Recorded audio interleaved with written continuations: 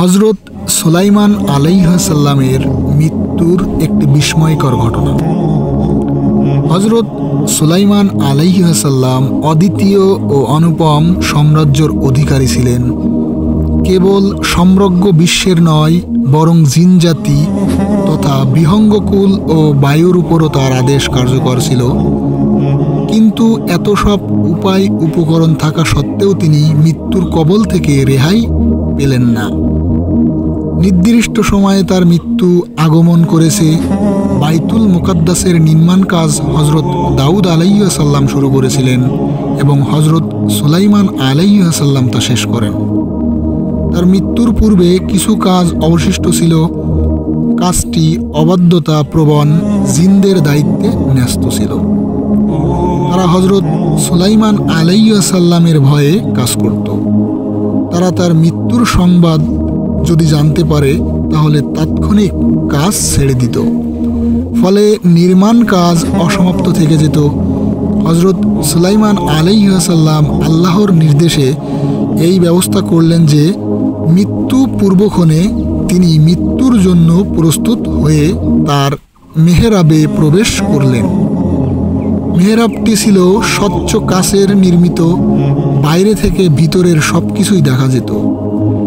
তিনি নিয়ম অনুযায়ী ইবাদতের উদ্দেশ্যে লাঠিতে ভর দিয়ে দাঁড়িয়ে গেলেন, যাতে আত্মা বের হয়ে যাওয়ার পরেও দেহটি লাঠির সাহায্যে স্বস্থানে অনড় থাকে।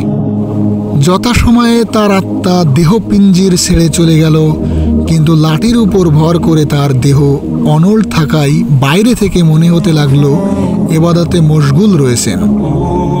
কাছে গিয়ে দেখার সাধ্য জিনদের ছিল না। তারা জীবিত মনে করে দিনের পর দিন কাজ করতে লাগলো।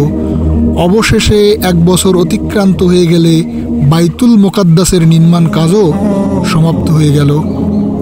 হজরত সুলাইমান আলাইহিসসালামের লাঠিতে আল্লাহ তাআলা উই পোকা লাগিয়ে দিয়েছিলেন।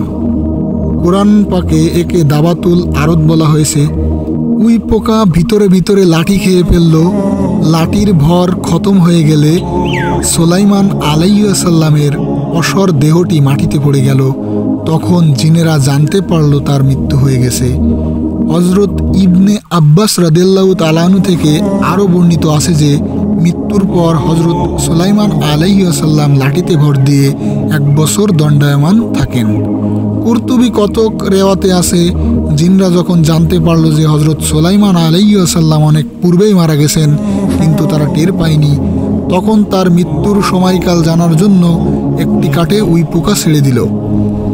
একদিন এক রাতে যতটুকু উই পোকা খেলো সেটি হিসাব করে তারা আবিষ্কার করলো যে হজরত সুলাইমান আলাইহিসসালামের লাঠি উই পোকাতে খেতে 1 বছর সময় লেগেছিল।